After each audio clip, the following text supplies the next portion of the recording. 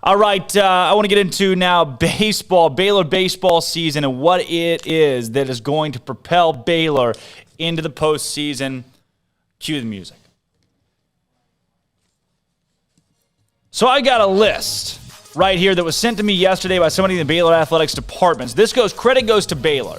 What every school does that's on the bubble is they send their resume to their conference, and the conference is going to send the resume from the school, the university, over to the NCAA committee. So these are the same notes that the NCAA committee will review on Sunday to determine whether or not Baylor baseball is going to make it in the postseason.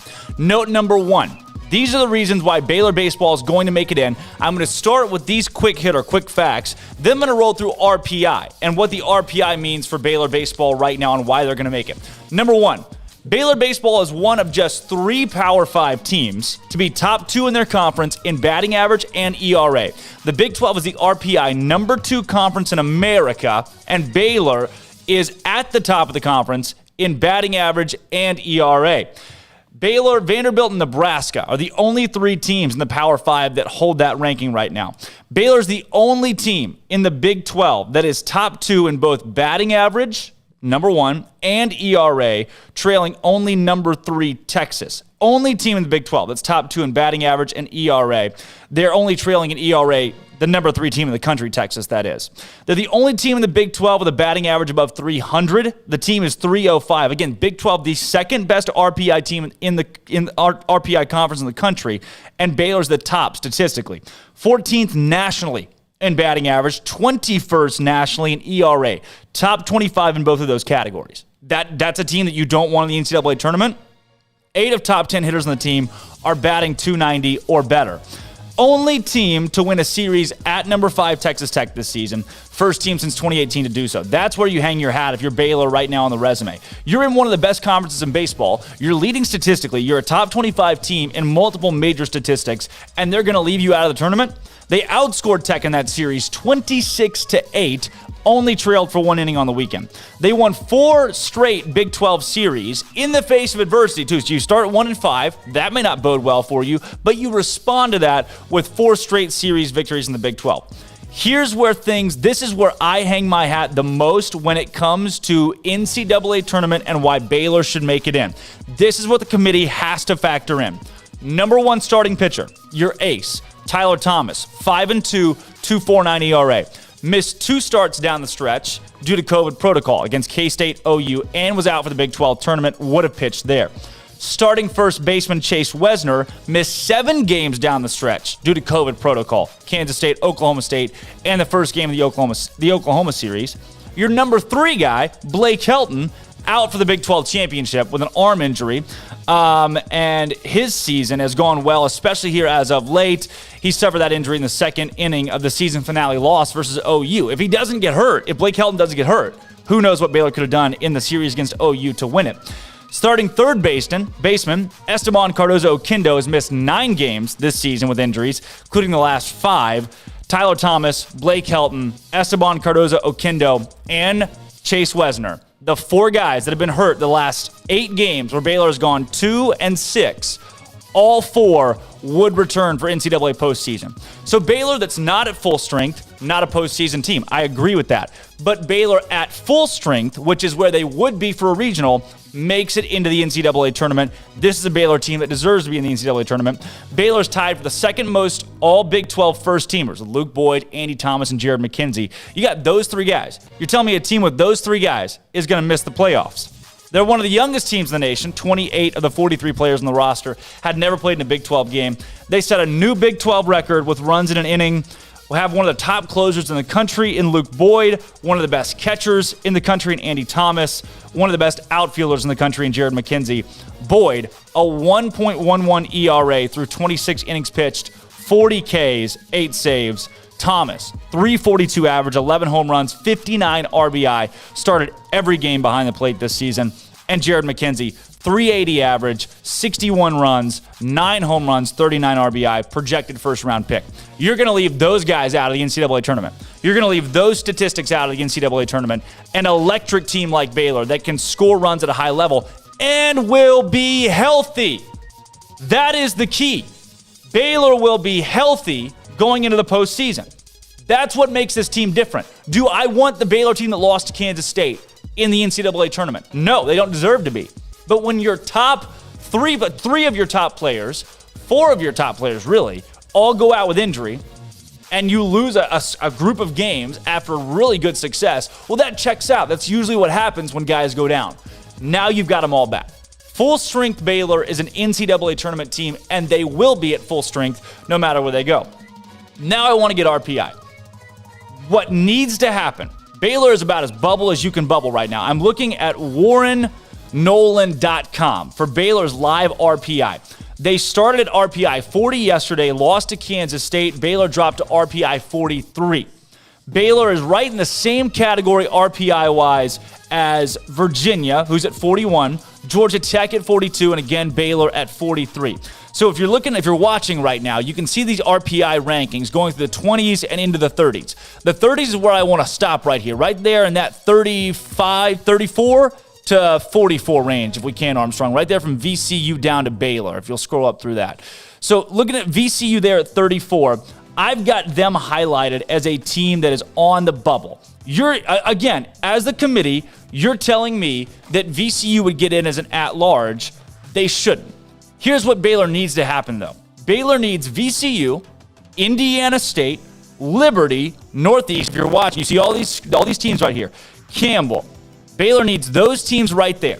VCU, Indiana State, Liberty, Northeastern, Campbell, who are all still alive in their conference tournaments, to win their conference tournaments. The key for Baylor to make the postseason is that one bid leagues like the A-Sun, the Atlantic 10, the Big East, leagues that should only get one team in. Those squads that are RPI top 40 need to win their conference. If they win their conference, that means those leagues will still only get one team in. It doesn't bump a bubble team out of the conversation. It is imperative that those teams win their conference. If that happens, if things go as planned with teams winning their conference, one bid leagues stay one bid leagues, Baylor's looking good. Here's another stat I want to point to right here. Baylor being at RPI 43.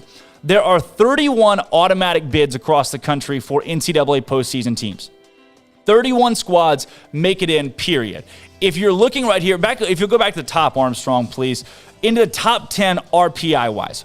I'm looking at Arizona, Arkansas, Texas Tech, Notre Dame right there in the top 10. If those teams all win their conference like they should, take Texas Tech, for example. If Tech wins the conference, that means a team like Kansas State won't make it into the postseason. And that's the best news for Baylor because it doesn't mean a bubble team gets bounced out of the conversation. So Baylor staying right where they are is so crucial. Texas Tech staying right where they are, winning the conference. TCU, one of those teams, is so crucial to keep that bubble clean for Baylor. On top of that, not only do you need one bid leagues to stay one bid leagues, you need some of these teams back around Baylor in that 35 to 45 range to start losing in their conference tournament. So there are question marks starting around 27. LSU's at 27. Folks don't know if they're going to make it into the NCAA tournament. That's still up in the air. If LSU has a question mark, that means anybody down from them can have a question mark on whether or not they'll make it in. Baylor could make it in over LSU this season just because of the way that things will shake out. I'm looking here at another couple of stats that differentiate Baylor from teams around them. Virginia is a squad right now that's on top of Notre Dame. If Virginia beats Notre Dame, they're probably in squarely because Notre Dame is in squarely. That hurts Baylor because Virginia is an RPI team that's close to the Bears. Baylor at 43, right there by Georgia Tech. Tech already has one win in the ACC tournament. They lost to Clemson, beat Louisville. If they lose again, Baylor could jump Georgia Tech. Campbell is also there. Georgia's there. UCLA's there. Here's the number that I like. Before I give you some bad news, I want to give you the number I like. There are 31 teams that are locked in because they win their conference tournament. If those 31 teams go as planned, and there are not upsets, or very few upsets, then there are those 33 teams that get at-large bids. Baylor would be, if those 31 all win as planned, Baylor would be the 27th best team RPI-wise to get an at-large bid. So of those 33 squads that are vying for at-large bids, Baylor's the 27th best one in the RPI. When you crunch all the numbers, take out the teams that should win their conference championships, dwindle that down out of the top 45, Baylor's number 27. 33 teams to make it in. That bodes well for you. So now you're asking 6 conferences to just go as planned. Baylor can sneak in as the 64th best team. Here's what doesn't bode well for the Bears. I'm looking at RPI wins against Quad 1 teams. Baylor is 4-9 against teams in Quadrant 1. Here are some of the records of folks around them that are on the bubble. UCLA, 9-7. You've got Georgia, 8-15. Virginia, 11-17. Georgia Tech, 14-13. Baylor, 4-9. Florida State, 13-11. Those Quad 1 wins are going to help those squads. What bodes well for Baylor? Quad 3 and Quad 4, the games you're supposed to win. Baylor right now is 19-3. They're winning the games they're expected to win. That helps boost your resume at least. That's going to benefit Baylor going down the stretch. But the Quad 1 wins, the lack of Quad 1 wins, Baylor's strength of schedule, 47th in the nation compared to Georgia Tech, who is 26, Virginia, who's 23, Georgia, who is 7, UCLA, who's 41. Baylor at 47 will need to jump a couple of these teams to be squarely in the tournament. As I look at it right now, percent chance of Baylor baseball to make the NCAA tournament, Quad 1 wins taken into account, RPI taken into account, injuries taken into account, everything put together and tied into a bow, 30% chance. There's a 30% chance right now that Baylor baseball makes the postseason, goes to the NCAAs, and has a shot to make it to a super regional or into Omaha.